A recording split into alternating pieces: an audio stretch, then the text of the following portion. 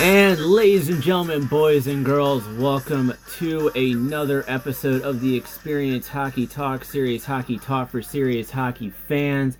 And ladies and gentlemen, today is going to be a good episode. We'll talk some Capitals game breakdowns. We'll talk news and notes around the NHL. But first, we are going to be going to our guest that we've been plugging all week long. Well, almost all week long. I've been busy with work too. Life just kind of gets in the way. Sorry. But she is the writer for the graphic novel Kicking Ice, which you can support now on Kickstarter. Ladies and gentlemen, Miss Stephanie Phillips. Stephanie, welcome to the Experience Hockey Talk. Awesome. Thank you so much for having me. Now, real quick, why don't you give everyone a little bit of a background about you, how you got into hockey, and most importantly, comics.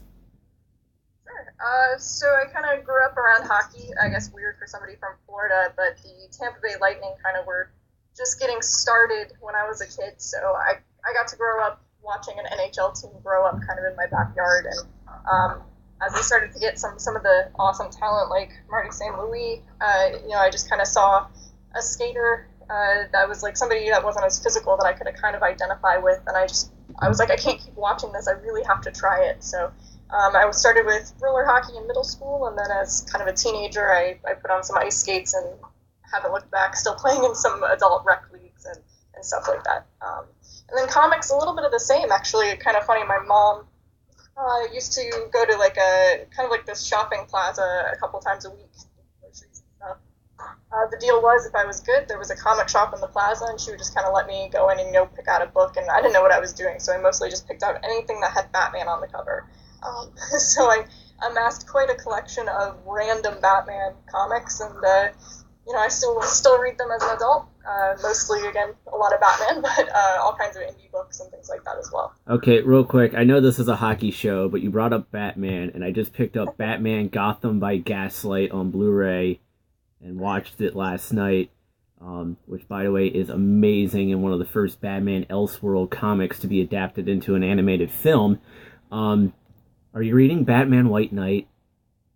I have. I don't think I'm quite caught up, but I've read the first two. Okay. And, I mean, more than anything, the art in that book is just absolutely amazing. Okay, I just picked up book number 5 the other day. I haven't read it yet. I think I'm actually up to 3, but that is an amazing Batman comic right there. You gotta enjoy that. So that's probably one of the best takes I personally think on Batman in a while. So seems like it's gotten a little bit more engagement to the Batman character lately. Yeah. Well, you and I can talk Batman for hours because we're both massive Batman fans, but we'll save that conversation for another day. Because I think people are more interested in hearing. Good morning, Shaggy. Don't forget, ladies and gentlemen, obviously we are on Twitch. We do have the chat stream on the side of the channel, so please feel free to join us in the chat. If you have any questions for Stephanie or I, please feel free to post them in the chat. I will ask them to Stephanie, or I will just answer them directly myself. Shaggy says you should also definitely check out Superman Red Sun, which is when Superman is actually raised in Soviet Union, Russia. And Dixon says, good morning, Shaggy and Mike, and welcome to TXHT, Stephanie. And Dixon, I hope you shared the Facebook post to all the groups. But moving off of Batman, you are writing a graphic novel called Kicking Ice, which people can support on Kickstarter right now. How did you come up with the idea of creating Kicking Ice? And how did you get the National Women's Hockey League involved with this project? It's funny. I think it's kind of been an idea a long time coming. When I first ever started writing comics, I actually remember I'm actually a PhD student, and my dissertation director used to tell me that when I didn't know what to write about, think about the things that I do in my own life, and I will find a bunch of topics. And so I was like, I don't know really where to start writing comics, and two things that I kind of have always done, martial arts and hockey, and I just started writing kind of sports comics. And so some of the ideas for Kicking Ice had always been there, and then, years later, I started talking about this idea that, has kind of been in my brain for a while, and all of a sudden I have a publisher that's like, actually, that sounds like an awesome idea. We should develop that. So the first step was to call the NWHL and just kind of, see what they think. Are they interested in this? And, I had kind of a whole pitch prepared for, like, here's what I'm going to say when I get on the phone with them. And I was all nervous, and I started, and I think I was 2 sentences in, and Chris Vada from the NWHL was just like, yeah, this sounds great, we should do this. And I was like, wait a minute, I have more pitch material. I'm so glad you're on board there. So, the conversation quickly turned from, instead of me trying to sell them on this idea, they were like, okay, so how do we make it happen? So from there, I added to what I had been writing. I added in some of the NWHL content, reshaped the story to really give the NWHL kind of a prime focus in the story. And then, we went from there, developing the art team and things like that. Nice. Now, I noticed going through it that if you contribute $40, you get a special hardcover copy with artwork by Amanda Connor, who also does the art for Harley Quinn. How did you make that one happen there? Well, Amanda lives about 20 minutes from me, and so I think there was an element of proximity. And, to be quite honest, I was asked recently who some of my heroes in the comic industry are, and Amanda Connor is one of the first that comes to mind. I mean, as a woman in the industry, I look at Amanda, and I've always kind of looked at Amanda as just not just successful and talented, but somebody that is just amazing with fans, really approachable and accessible. And when I met her personally, I mean, it was like, people have said don't meet your heroes, but Amanda is really warm and just one of the nicest people. And, you can ask for a better person to look up to. So, I was really nervous. I was like, I don't know how to ask Amanda about this. And, I was like, all right, I'm going to do it. I'm going to ask her. And it was immediately like, of course, how can I help? What are deadlines? And just immediately on board to kind of participate in the project. Yeah, I mean, like, that you mentioned, like, people say don't meet your heroes. Yeah, I've met Jason David Frank from Power Rangers twice.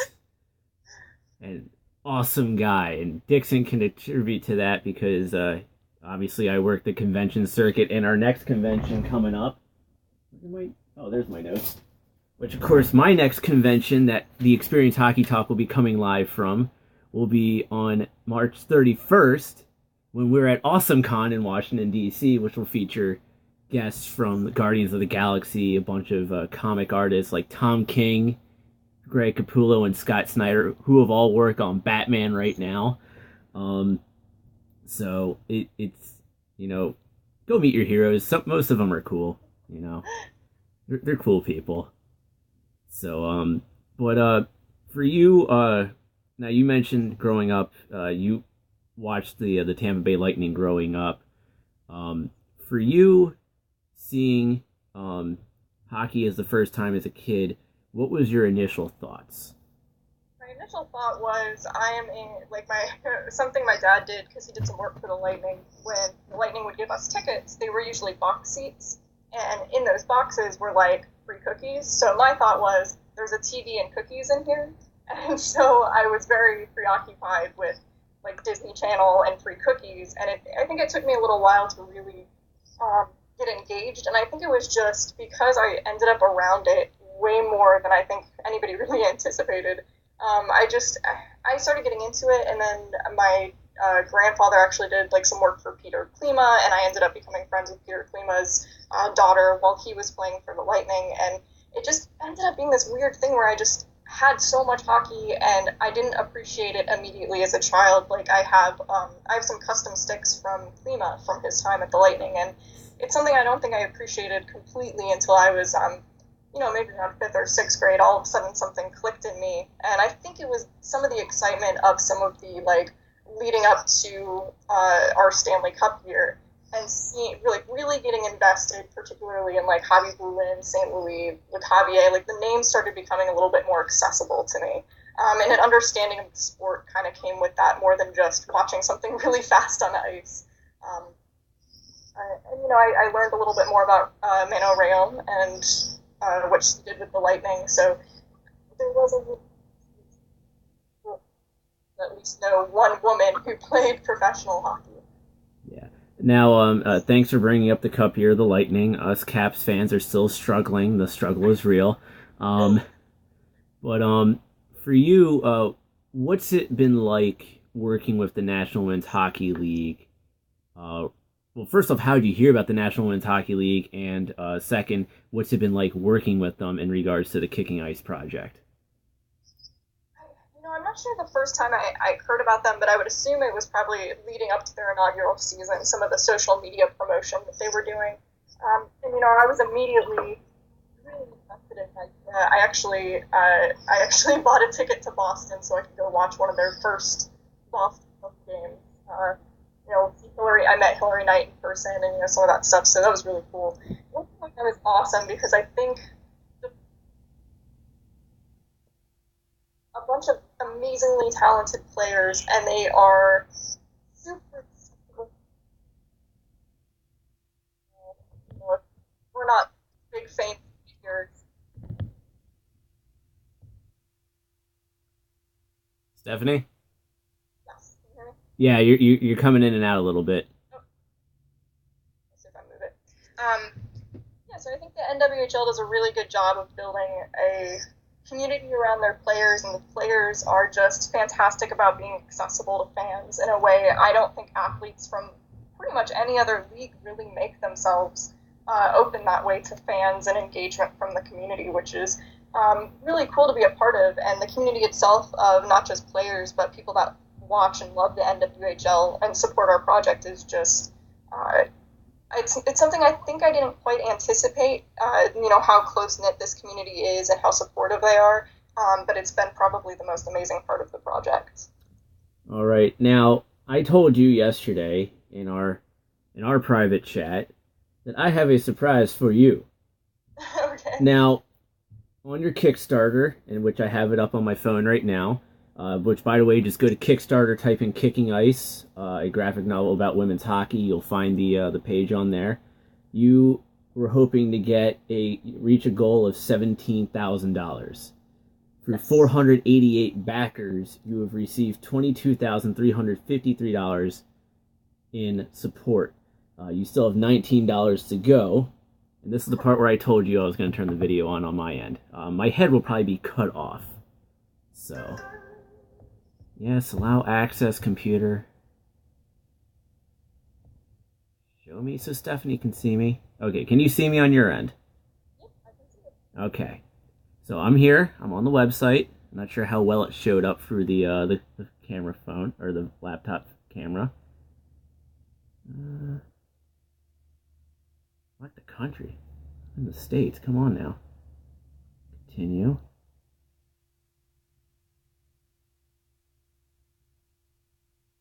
Where did it take me? That's weird. Okay. So I'm trying to contribute $40 for the hardcover edition right now. But it took me elsewhere. There we... Sorry, it seems the page was stale. For your security, we have refreshed it. Please try again. Oh, come on. Welcome to live radio, ladies and gentlemen.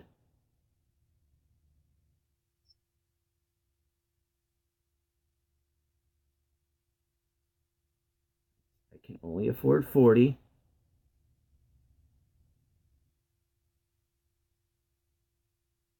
Okay. Oh. Okay, I see why it's saying 50.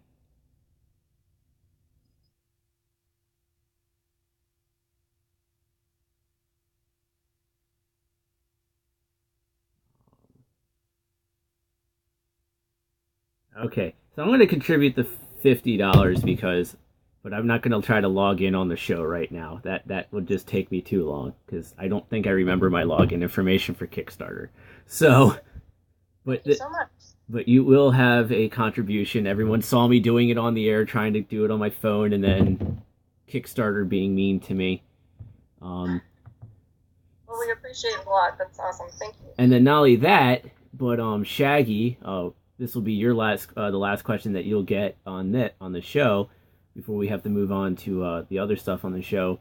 But Shaggy, real quick in the comments, I want you to post how much you contributed to the Kickstarter campaign.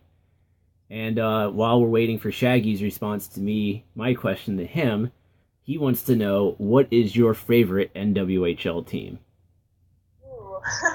So, initially, I would have immediately said Boston because my mom is from Boston, so I kind of have a bit of a Massachusetts connection. But I think because I've been to more Buffalo Buttes games, I am a little bit partial to the Buffalo team. All right, you know that's fair enough to me. I'm not gonna lie, the first season that the league was around, majority of the players that I got on the show were from the Buffalo Buttes, so I kind of have a partialness to the Buffalo Buttes, just because I could get them on the show more than with any other team. So I'm waiting. Come on, Shaggy. We're waiting for your answer. We know you contributed. You told me you did.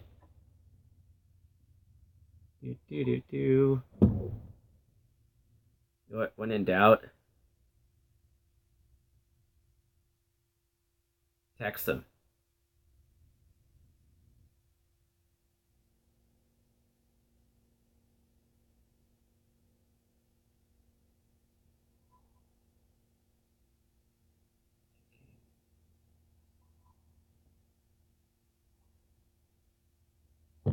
All right, he'll respond in like 6 hours because I know he is also live tweeting the show. But hey, look, everyone! There we go. He just responded on the thing. Shaggy contributed $45. Oh, that's awesome. Thank you, Shaggy. So there you go. You got the actual show contributing 50. And you have one of our listeners and live tweeters contributing 45. So that's $95 right there, just from this show. That's awesome. Thank you so much. Yeah, Shaggy says he's getting the soft cover, the puck, the digital copy, and the wristband. Oh, awesome. Yeah. The puck is going to be very cool. Yes, I'm getting whatever the $40 contribution is, which is hardcover, plus I don't want to get out of the login stuff, so I can't look at it fully right now. So, but Stephanie, it's been awesome. I know I've held you 3 minutes longer than I originally said we would. Oh, no problem. But I know you have to be somewhere right now, so we will let you go. And thank you so much for coming on TXHT. And when we get closer to the release of Kicking Ice, we'll definitely have you back on to talk Kicking Ice and more about how the comic has been received. That sounds great. Thank you so much for having me. All right. You have a good one now, Stephanie. All right. And ladies and gentlemen, once again, we want to thank Stephanie for coming on the show. Now it is time to... actually, you know what? Since we've been talking comics and stuff like that, let's do a quick plug. Ladies and gentlemen, Washington, D.C.'s Comic-Con is back. AwesomeCon is returning to the Walter E. Washington Convention Center in Washington, D.C. from March 30th to April 1st, 2018. Come see the cast of Guardians of the Galaxy, including DC's own Dave Bautista, including many more special guests like the recently announced Stephen Amell, Stan Lee, and the WWE's New Day. For more information and to purchase tickets, visit awesome-con.com today. So definitely, ladies and gentlemen, I will make sure that the contribution is done. We'll post it up on Twitter once it's official. I'm not going to try to waste time on the show trying to do it. So now moving on to Washington Capitals game breakdowns. For the Washington Capitals, we're starting off with the 13th when they took on the Winnipeg Jets. Lineup for the Washington Capitals was Alex Ovechkin, Nicholas Backstrom, and Tom Wilson. Brett Connolly with Evgeny Kuznetsov and TJ Oshie. Andre Burakovsky with Lars Eller and Alex Chiasson. Chandler Stevenson with Jay Beagle and Devontae Smith-Pelly. On defense, you have Christian Hughes with John Carlson. Dmitry Orlov with Matt Niskanen. Brooks Orpik with Madison Bowie. And Braden Holtby in the net. For Winnipeg, you have Matthew Perreault with Blake Wheeler and Mark Scheifele. Nikolai Ehlers with Brian Little and Patrick Laine. Kyle Connor with Andrew Kopp and Joel Armia. Nick Baton with Matt Hendricks and Jack Roslovic. On D, they had Josh Morrissey with Tyler Myers, Toby Enstrom with Dustin Byfuglien, Ben Sherratt with Dmitry Kulikov, and Connor Hellebuck in the net for the Jets. In the first period at 10:49, Dmitry Kulikov would be called for tripping. Caps would do nothing with that power play. Then at 14:41, Mark Scheifele would score his 16th of the season from Dustin Byfuglien and Toby Enstrom. Then at 15:38, John Carlson would be called for slashing, which on that penalty kill, the Capitals would be stifle every opportunity the Jets would try to create. And then at 19:37, Nicholas Backstrom would score his 14th of the season from Alex Ovechkin and Tom Wilson, their 28th and 16th of the season, respectively. Then, at the end of the first period, it'd be tied 1-1. Shots are 13 apiece. Faceoffs were 9-7 in favor of the Caps. Hits were 9-4 in favor of Winnipeg. And on the power play, both teams were 0 for 1. It was a good period for the Capitals. They did a good job getting back into the game by killing a late penalty and scoring with 23 seconds left. However, the Capitals need to continue pushing the pace, and they need to create more chaos in front of Connor Hellebuck. In the second period, Madison Bowie would be called for interference at 7:11. The Caps would kill off that penalty. And then 11:22, Andre Burakovsky would score his 5th of the season from Lars Eller and Alex Chiasson, their 18th and 4th, respectively. Caps would be up 2-1 after the second period. Shots would be 26-22 in favor of the Winnipeg Jets. Faceoffs are 19-17 in favor of the Caps. Hits were 15-8 in favor of Winnipeg. And on the power play, the Caps were 0 for 1, and Winnipeg was 0 for 2. This was a good period for the Caps. They killed the lone penalty of the period and then scored shortly thereafter like they did in the first period. The Caps need to keep applying the pressure in the Winnipeg zone if they expect to win this game. Then going into the third period at 7:01, John Carlson would score his 10th of the season from Evgeny Kuznetsov and Brett Connolly, their 39th and 4th, respectively. And then at 7:15, John Carlson would then be called for slashing for the second time this game. Caps would go on to kill that penalty. And then at 11:30, Brian Little would score his 12th of the season from Jack Roslovic and Dustin Byfuglien. And then Dustin Byfuglien would be called for slashing shortly thereafter. And then at 19:45, short-handed, Mark Scheifele would score his 17th of the season from Blake Wheeler and Matthew Perreault. That would be Mark Scheifele's second of the game for that one. Then going into overtime, 2 minutes 35 seconds in, Tyler Myers would score his 6th of the season, assisted by Mark Scheifele. The Winnipeg Jets would win in overtime 4-3 over the Capitals. Shots were 44-27 in favor of the Winnipeg Jets. Faceoffs were 30-29 in favor of Winnipeg. Hits were 21-15 in favor of Winnipeg. And on the power play, the Caps are 0 for 2 and Winnipeg 0 for 3. I have 2 of the 3 pages on the side because I have special notes for both of those. Then going into the 15th, the other day, against the Minnesota Wild, the Washington Capitals began their mentors trip. The lines for the Capitals, you had Alex Ovechkin, Nicholas Backstrom, and Tom Wilson again. Jacob Vrana with Evgeny Kuznetsov and TJ Oshie. Brett Connolly with Lars Eller and Andre Burakovsky. Chandler Stevenson with Jay Beagle and Devontae Smith-Pelly. Christian Djoos with John Carlson. Dmitry Orlov, Matt Niskanen, and Brooks Orpik with Taylor Chorney. And Philip Grubauer between the pipes. And then for Minnesota, they had Jason Zucker with Mikko Koivu and Mikael Granlund, Tyler Ennis with Eric Stahl and Nino Niederreiter, Zach Parise with Matt Cullen and Charlie Coyle, and Marcus Foligno with Joel Eriksson-Ek with Daniel Winnick. On defense, they had Ryan Suter with Jared Spurgeon, Gustav Olofsson with Matt Dumba, Nick Seeler with Nate Prosser, and Devin Dubnyk in the net. In the first period, the only thing that happened was Nino Niederreiter was called for hooking at 9:23. Caps could not convert on the lone power play. At the end of the first period, it would be tied 0-0. Shots were 8-6 in favor of Minnesota. Faceoffs were 11-10 in favor of Minnesota. Hits were 2-0 in favor of Minnesota, and the Caps were 0 for 1 on the lone power play. This was an okay period for the Capitals. They created chances on their power play, but could not convert. However, the Capitals need to generate more shots on net. They have been getting outshot too much lately in their many of games. Then going into the second period, and I'm waiting for that comment from Shaggy now, 59 seconds in, Tom freaking Wilson, his 8th of the season, assisted by Alex Ovechkin and Dmitry Orlov. Ovechkin's 29th of the season and Dmitry Orlov's 13th. And then at 5:51, Alex Ovechkin would score his 34th of the season, assisted by Andre Burakovsky, his 8th of the season as well. Then Devontae Smith-Pelly would be called for holding at 10-14, and Eric Stahl would be called for tripping at 11-29. Washington would be up 2-0 after the second period. Shots were 16-15 in favor of Minnesota. Faceoffs were 22-20 in favor of the Wild, and hits were 6-2 in favor of the Wild as well. Power play Caps were 0-2, and Minnesota 0-1. This was a great second period for the Caps. They scored 2 early goals and took it to the Wild. However, the Caps need to play with a must-win attitude and a not-play-to-lose mentality.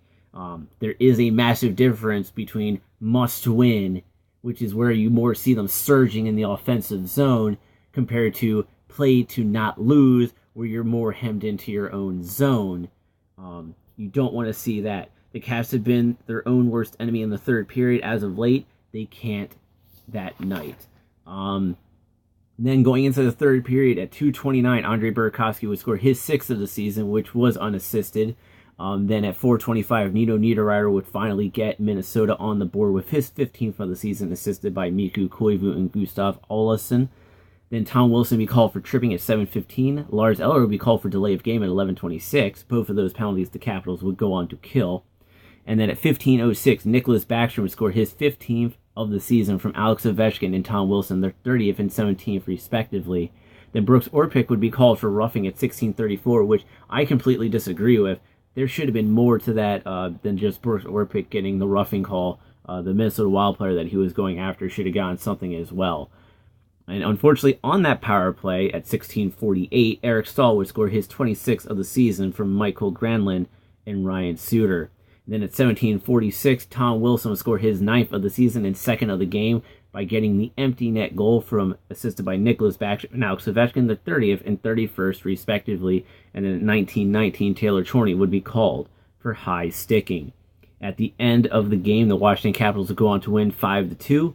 Shots were 34-27.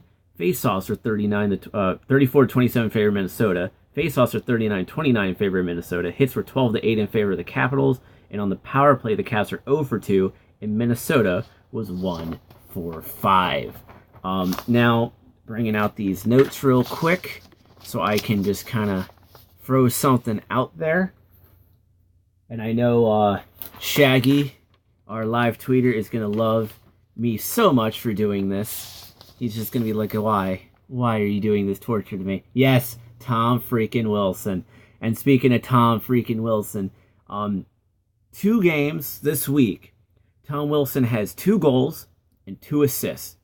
He's 1 goal shy of finally hitting double digits in goals, which is awesome for him. And he now has 17 assists. So he has 9 goals, 17 assists. He gets 1 more goal. He will have 27 points this season. So he's definitely having a career high season. And it's been the thing that I've been talking about in regards to Tom Wilson since the offseason, and actually really since the playoffs. And that has been, if you want Tom Wilson to start producing like you want Tom Wilson to do, you need to have him on that top line with Alex Ovechkin and Nicholas Backstrom, or Evgeny Kuznetsov, whoever you decide to put with Ovechkin that time. Because when you do, you are giving him the confidence in his ability to play the game. When you have Ovechkin and Wilson together, no matter what, that center, be it Kuznetsov or Backstrom, they're going to create more room for them to create their magic on the ice. Plus, not only that, but it creates the defense to actually have to think, what do we want to do? Do we want to go after Tom Wilson? Do we want to double coverage Ovechkin? How are we going to cover this Kuznetsov or Backstrom? It creates so many new options by having Tom Wilson on that line, and you're starting to see it pay dividends again this past week in the 2 games against Winnipeg and Minnesota. And of course, you'll be seeing that again tonight against Chicago. But then I have this other stat here in front of me, and it happened again in the game against Minnesota, where Minnesota ended up having more shots than the Washington Capitals. But it is becoming too common for the Washington, roll your eyes even harder. You give yourself another upper body injury. Oh, too soon? Oh, but no, I seriously do. You hope you feel better though, Shaggy. But the Capitals have been outshot 44-27. is becoming way too common for the Washington Capitals to being outshot as much. And there's something that was being said during the pregame show going into the Minnesota game by Tarek El-Bashir, and then was reinforced by Alan May. And that thing that they were saying is that you can't just lower the amount of shots to take quality shots. Do you want to take quality shots? Yes, you do. But the thing is, though, is that you also need to shoot in quantity at the same time. Because if you don't shoot in quantity, there will be coming times where your quality shots, you're going to go through a very long dry spell where you may not score goals. You may be getting the best opportunities out there, but you're just not going to be able to convert them. But if you throw out quality or quantity of shots along with those quality shots, you have a better chance of when your quality shots are on the dry spell and they're not going in, one of your quantity shots is going to get that lucky bounce and will go in. So you've got to take more shots. I stress that so much. You know, you can talk to those analytical guys and goes, well, you know, you don't have to really do that. But yet again, analytics doesn't matter when it comes to hockey, because analytics can't decide when a puck's going to bounce or when a team is going to get a lucky bounce. I mean, you see that all the time in the playoffs. Just because the team is good analytically doesn't mean they're going to win the cup. Pittsburgh didn't win the cup because of analytics. Pittsburgh won the cup because they got the bounces going their way. Pittsburgh got bounces against the Washington Capitals in the second round, especially in Game 7, which demoralized the Washington Capitals. And that's how Pittsburgh was able to win that game. Then you go to Game 6 against the Nashville Predators in the Stanley Cup Finals. They got two really lucky bounces to win that game 2-0. How did analytics decide that game? It didn't. It was bounces. And it wasn't because of the quality of the shots. It was because of the quantity of the shots. You take that lucky shot, it goes wide. Yeah, exactly. Analytics is growing, but analytics can't decide everything, and it should never decide a player's contract either. Yeah, Florida is a key. Arizona is a key to that too. Arizona is pretty much an all-analytical general manager with that kid who's like 27 years old. And look how bad the Arizona Coyotes are right now. They need to fire that guy, get a real general manager in that organization to work with Rick Tocchet and turn that franchise around, because before that kid took over, that team was doing pretty damn good, especially with the young talent that they have that they're now talking about trading away to give them all fresh starts, aka, you know, the analytics ain't working, so they're getting rid of the young kids, and that's going to bite Arizona in the ass in the future. But going back to my thing, you know, Pittsburgh, you know, the first goal that got them, that essentially was the game-winning goal in the Stanley Cup Finals, was just one of those quantity shots. It went wide, it hit the boards, but then it hit Pecorine in the back, and then they're able to get the rebound in the crease and into the net. You know, analytics can't decide that. But there's a case in point of a bounce going a team's way. And sometimes you just got to take a bad shot to get a goal. And that's what Pittsburgh did there. It won them a cup, and there you go. So, enough of that rant. But yes, the Capitals need to start shooting more. Shoot more. Shoot often. Get bodies to the net. You know, yeah, exactly. You know, and Shaggy just mentioned it. I'll take Max Domi. Let me dream. And that's the thing. Max Domi is on the trade block. Don't be surprised to see Max Domi of the Arizona Coyotes be traded at the trade deadline on the 26th.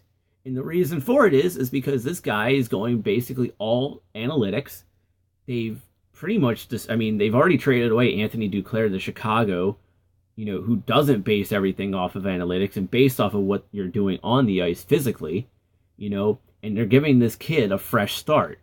So, you know, and that's what's going to have to happen with Max Domi. It's going to have to happen with a few other of those kids that are in Arizona if they don't get rid of this general manager and let the team, you know, get a real general manager.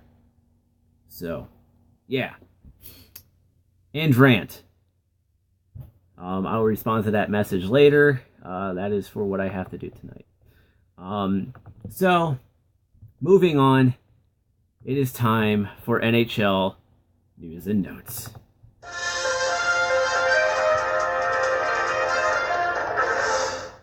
That felt so good. Yeah, yes, I probably would be a better general manager for the Coyotes. Because I want to win. And, yeah. And a little later, I'll talk about the trade deadline a little bit more in depth, because we're on NHL News and Notes. So going to Saturday night's results, Mitch Marner continued the trend of 5-point performances. The line of Mitch Marner, who had 2 goals, 3 assists, and Patrick Marleau, who had 1 goal and 2 assists, and Nazem Kadri, who had a goal and an assist, combined for 4 goals, 6 assists for 10 points to power the Maple Leafs to their 4th straight win at Air Canada Centre. Marner became the first Maple Leafs player to notch at least 5 points in a game since Thomas Kaberle collected a goal and 4 assists on October 26, 2009 at Anaheim.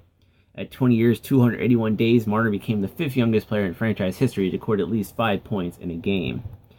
Marner's performance marked the 2nd straight day and 3rd time this week that a player recorded a 5 points in a game, which each instance achieved by a player aged 21 or younger. Oilers captain Connor McDavid tallied 4 goals and assists on the previous Monday, and Islanders rookie Matthew Barzal tallied 5 assists the previous Friday, which was also his 3rd 5-point game of the season. The 5 instances of a player aged 21 or younger recording 5+ points in a game in 2017-18 are the most since 1992-93, when Pavel Bure, Mike Ricci, Robert Reichel, Michael Nylander, and Olin Nolan each had 1 such performance. Devin Dubnyk posted a 44-save shutout as the Wild extend franchise record streak. Devin Dubnyk made 44 saves to record his 4th shutout of the season to help the Wild extend their franchise record home point streak to 12 games. NHL Twitter is reporting that Luongo is back. Ooh, we'll talk about that one in a little bit. Remind me on that point, bud. Remind me on that point. The Tampa Bay Lightning retired Vincent Lecavalier's number 4 after former captain Vincent Lecavalier had his number 4 raised to the rafters at Amalie Arena. Current captain Steven Stamkos tallied 1 goal and 1 assist to help the leading Lightning pick up their 4th win in 5 contests. Lecavalier, the franchise leader in goals and games played, joined Martin St. Louis, number 26, as the only players to have their numbers retired by the Tampa Bay Lightning. Let's see here. The San Jose Sharks surrendered a 3-0 lead, but Captain Joe Pavelski collected a season-high 4 points to help the San Jose Sharks snap a 3-game losing streak at SAP Center. Apparently, it was a 10-goal clash between the two teams that saw San Jose win 6-4. Anything else worth noting? No. Moving on. On Sunday, the 11th, Los Angeles Kings forward Dustin Brown was suspended 1 game for kneeing. Los Angeles Kings forward Dustin Brown has been suspended for 1 game without pay for kneeing Tampa Bay Lightning defenseman Mikhail Sergachev during NHL Game 846 in Tampa Bay on Saturday, February 10th. The NHL's Department of Player Safety announced the incident occurred at 14:27 of the 2nd period. Brown was assessed a major penalty and game misconduct for kneeing under the terms of the CBA, and based on his average annual salary, Brown will forfeit $31,586.02 from his salary. Then the morning skate from February 12th, in regards to Sunday the 11th, Sidney Crosby scored twice to eclipse the 400-goal milestone. He now has 401 goals, 688 assists for 1,089 points in 839 games, and helped the Penguins improve the 6-1-1 in their last 8 games. Crosby snapped a 10-game goal drought, but has collected 5 goals, 22 assists for 27 points in 17 games since January 1st, tied with teammate Evgeny Malkin for the most points in the NHL in 2018. Inside the numbers for Sidney Crosby, he became the 95th player in NHL history, 7th active to record 400 career goals, and the 37th to do so in 839 games or fewer. Crosby, who has spent his entire career with the Penguins, joined Mario Lemieux, who has 690 goals, 1,033 assists for 1,723 points in 915 games played, and Jaromir Jagr, who has 439 goals and 640 assists for 1,079 points in 806 games played as the only players to score 400 goals for the franchise. And Crosby became the 20th player in league history to record at least 400 goals and 600 assists for the same franchise. The only other active player on that list is Jaromir Jagr. In fact, only 2 other active players have compiled at least 400 goals and 400 assists with one franchise, and that's Patrick Marleau with the San Jose Sharks and Alex Ovechkin with the Washington Capitals. Vancouver matched a season high for goals, and Jacob Markstrom turned aside all 30 shots he faced as the Canucks earned a 6-0 win over the Dallas Stars, their largest margin of victory in a shutout since December 6, 2011 versus Colorado. Vancouver earned its first regulation win against Dallas since February 21st, 2013, snapping the Stars' 14-game point streak against them as well. And the 2018 Coors Light NHL Stadium Series ice plant arrives at Navy Marine Corps Memorial Stadium on Tuesday, February 20th. So get excited. Get excited. And then on Monday, the 3 stars of the week were announced. Your third star was goalie Devin Dubnyk of the Minnesota Wild. Dubnyk went 2-0-1 with a 1.96 goals against average with a .950 save percentage and 1 shutout to backstop the Wild to 5 out of a possible 6 standing points. The second star was left winger of the Calgary Flames, Johnny Gaudreau. Gaudreau placed second in the NHL with 2 goals, 5 assists for 7 points in 4 contests to guide the Flames to a 3-1-0 week and into third place in the Pacific Division. And then the first star, center of the Philadelphia Flyers, Claude Giroux. Giroux registered 3 goals, 3 assists for 6 points in 4 games to propel the Flyers to a perfect week and third place in the Metropolitan Division standings. Then on Monday, the Maple Leafs outlasted the league-leading Lightning. The Maple Leafs jumped out to a 3-0 lead midway through the second period, powered by 3-point outings from William Nylander, who had 2 goals and an assist, and Austin Matthews had 3 assists before the Lightning stormed back with 3 consecutive goals, including 2 in the opening minute 18 of the third period to even the score. James Van Riemsdyk then notched the game-winning goal at 4:37 of the third period to clinch the win for Toronto, his 3rd consecutive game with a goal as well. And then Nikita Kucherov registered 1 goal, 1 assist to become the first player to eclipse the 70-point mark this season. Kucherov, who established a career high with 40 goals in 2016-17, became the 4th player in Lightning franchise history to score at least 30 goals in 3 or more consecutive seasons. And then Vincent Trocheck scored his first career hat-trick to lead the Florida Panthers to their 5th win in 6 contests. Trocheck, who established a career high in points last season, netted the 47th hat-trick by an NHL player this season and the 2nd by a Panthers player. Okay. And then for Tuesday's results, goals galore. 8 of the 12 games contested on Tuesday featured at least 7 combined goals, including shootout deciding goals, boosting the average per game this season to 5.91 in 874 games played. Last season, to feature a higher goals per game average was 2005 with a 6.17 goals average. Nashville scored 3 consecutive goals in the final 10 minutes, 54 seconds of regulation to overcome a 3-0 deficit, and Philip Forsberg converted on a penalty shot in overtime as the Central Division leading Predators extended their point streak to 7 games. Nashville overcame a deficit of at least 3 goals in the third period to win for the 4th time in franchise history and first since January 31st, 2012. Forsberg became the 13th player in NHL history to score a penalty shot goal in overtime during the regular season and the 2nd to do so, with the Predators joining David Legwand on December 23, 2000 at the New York Rangers. Only one other player has converted on a penalty shot in overtime this season, and that is Toronto's William Nylander, who did it on January 24th at Chicago. Carolina erupted for a season-high 7 goals, powered by a natural hat-trick from Justin Falk as the Hurricanes picked up their 3rd straight win. Carolina occupies the final wildcard spot in the Eastern Conference standings as of Tuesday. Falk, who entered Tuesday's contest with 4 goals this season, scored Carolina's second, third, and fourth tallies of the game to become the fifth defenseman in Hurricanes Whalers franchise history to score a hat trick and first to record a natural hat trick. In fact, Falk became just the 10th different defenseman in NHL history to score a natural hat trick. Let's see here. On the night Boston celebrated the 40th anniversary of its 1977-78 team, Riley Nash and Patrice Bergeron each scored twice to help the Bruins improve to 14-2-2 since January 1st. Boston, who has posted the most wins and points among all teams in 2018, moved within 1 point of league-leading Tampa Bay for first place in the Atlantic Division.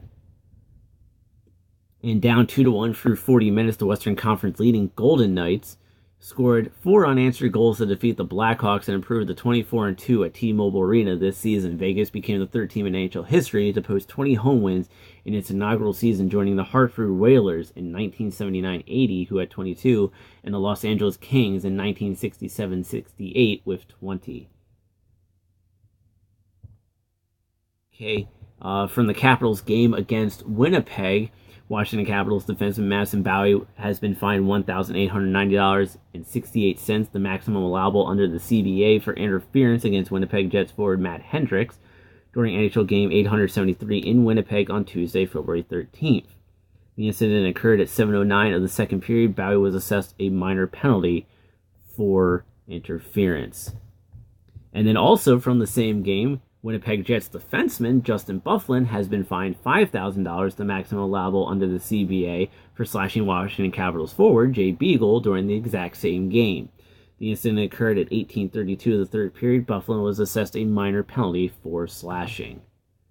And then also that same night, Vegas Golden Knights defenseman Derek England has been fined $2,688.17, the maximum allowable under the CBA, for cross-checking Chicago Blackhawks forward Brandon Saad during NHL Game 874 in Las Vegas on Tuesday, the National Hockey League Department of Player Safety announced.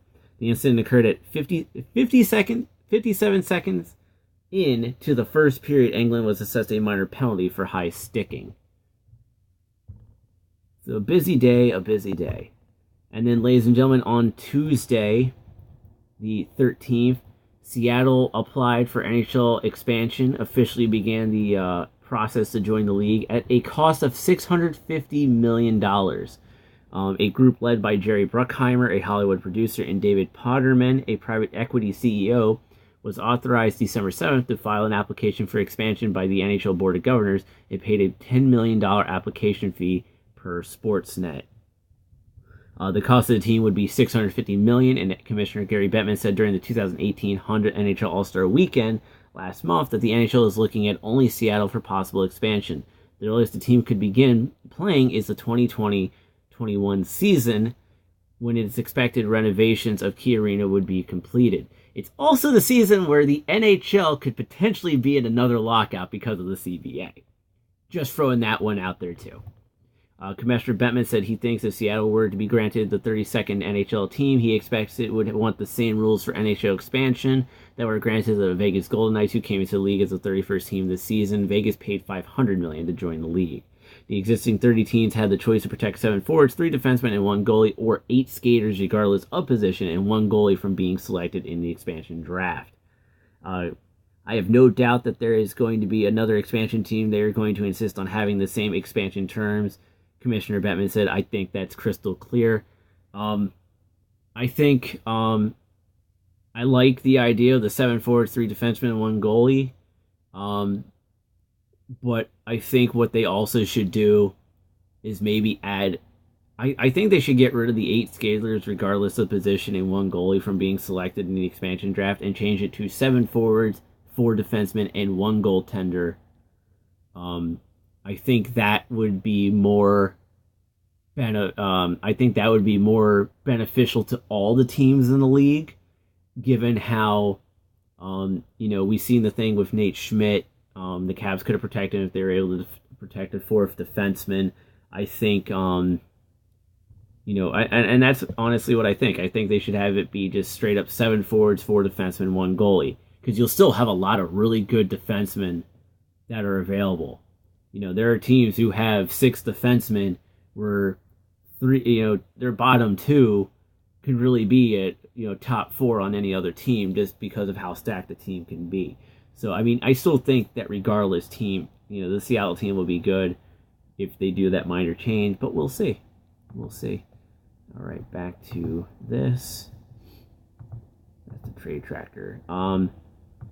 Brian Elliott is to miss 5 to 6 weeks for the Flyers. The goaltender had surgery to repair a core muscle. Elliott was injured while facing Clayton Keller in the second period of the shootout, or the second round of the shootout during a 4-3 victory at the Arizona Coyotes on Saturday. He slumped to the ice and had to be helped off after being hit in the mask by Keller's stick on his follow-through. Michael Neuvirth got the win in relief after he denied all 5 shooters he faced.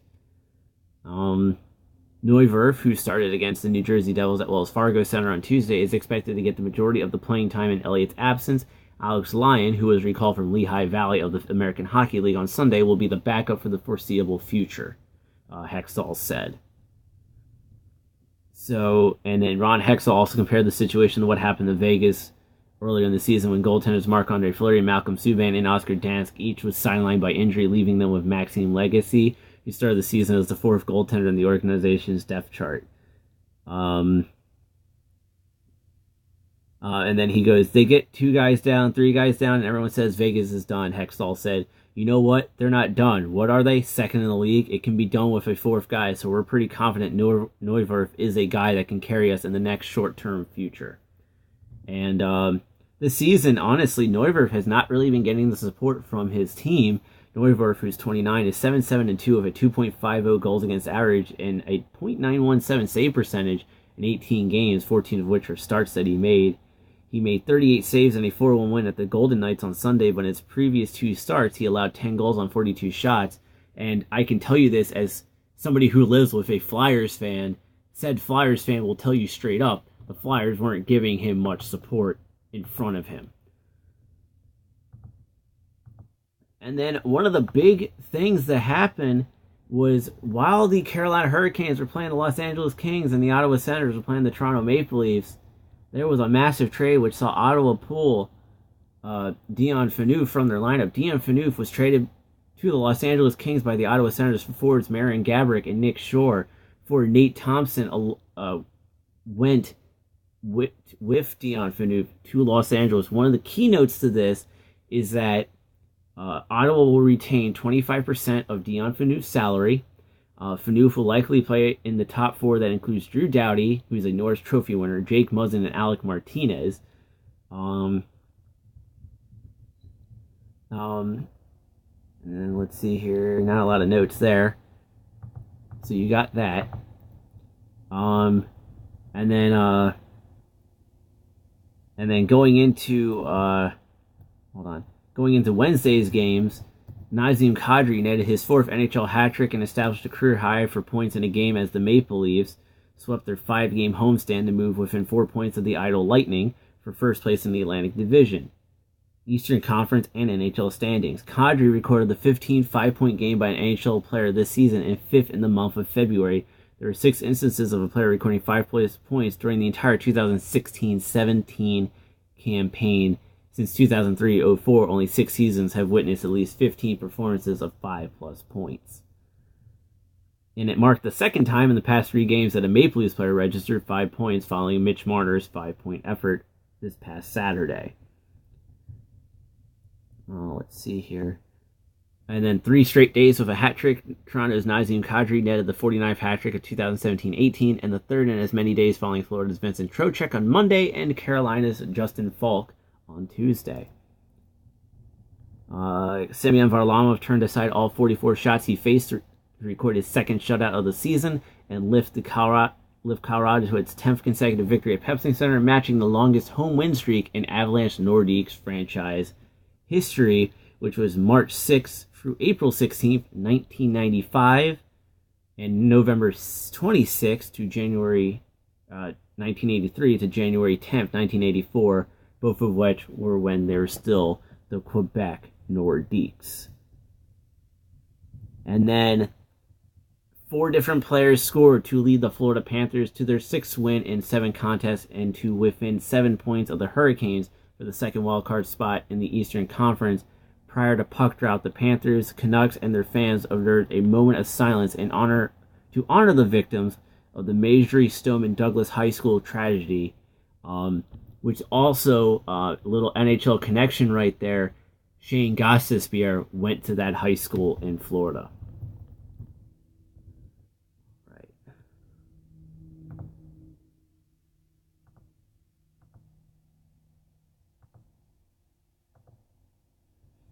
Okay. Ooh.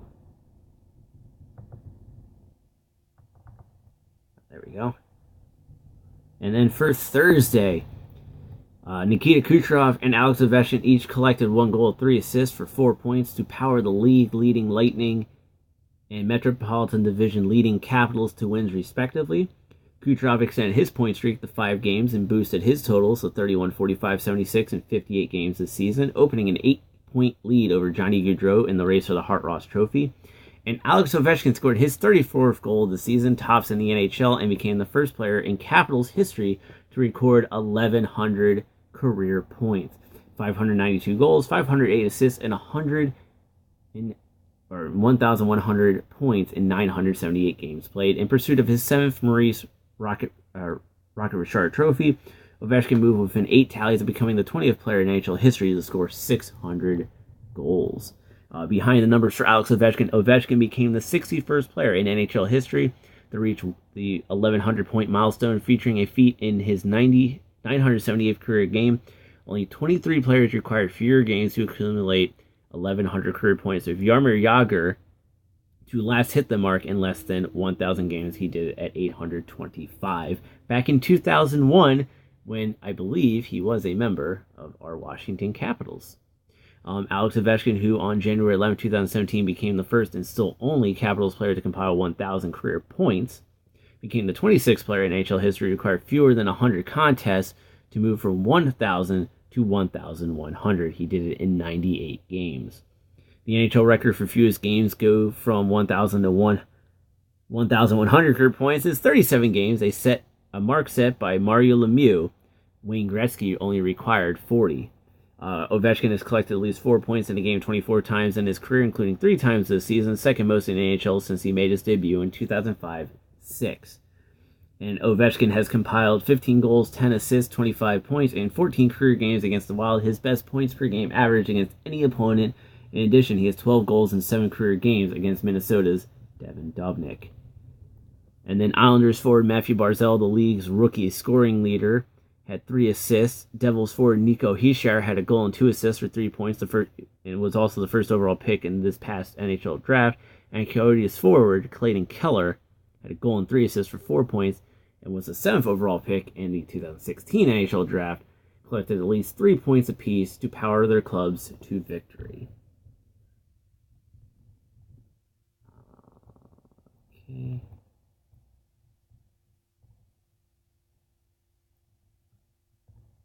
And then, just because I haven't said it already, just a reminder, the 2018 Coors Light NHL Stadium Series ice plant arrives at Navy Marine Corps Memorial Stadium on Tuesday, February 20th. That is the last announcement we're going to make. And then, of course, in last night's action, you had the Jets erupt for 6 goals, joining the Predators atop the Central Division.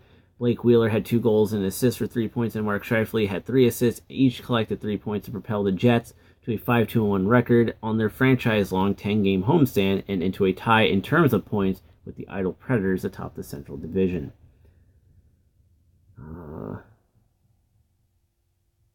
The Flyers and Islanders each survived tightly contested affairs to secure victories in crucial Metro Division clashes. The Blue Jackets forward Atkinson tied the game with 3:28 remaining in regulation before Sean Couturier scored his second career overtime goal to lead Philadelphia to their 4th straight road win and snap an 11-game skid in Columbus, dating back to December 27, 2008.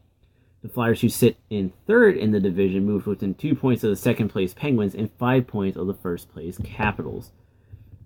The Blue Jackets became the 92nd team to score a game-timing goal in the final 5 minutes of regulation and the 12th to do so in the last 10 days. Teams that scored a tying goal in the final 5 minutes of regulation this season have a 47-1 and 44 record, while the team that surrendered a late tying goal holds a 45-6-41 mark. 3 different players found the score sheet, including John Tavares' 30th of the season, and Thomas Greiss made 45 saves to record his first shutout 2017-18 and backs up the Islanders to the second shutout victory in as many days. Tavares, who became the 5th player to reach 30 goals this season, accomplished the feat for the 4th time in his career. And ladies and gentlemen, best way to end the show, we're at the final hour, final minute of the show, and that is on this Wednesday. From NovaCaps, George Fasikis and I are starting a new podcast through NovaCaps. It'll be a TXHT NovaCaps mashup between the two of us, and it'll be called The Red Light District. We will be recording it and then releasing it on Wednesday night, so keep an eye out for that on NovaCaps' website, NovaCaps' Facebook page and Twitter account, on the TXHT Facebook page and Twitter account, and of course on our Patreon page, patreon.com/TXHT_hockey. So the podcast is called the Red Light District Podcast. It'll be featuring George Fasikis of NovaCaps and I, and we're going to be doing some Hockey Night in Nova, ladies and gentlemen. It's going to be fun, it's going to be exciting, and we definitely invite you all for that ride. So until next time on Saturday when we will be doing this show live again, we will see you on the ice.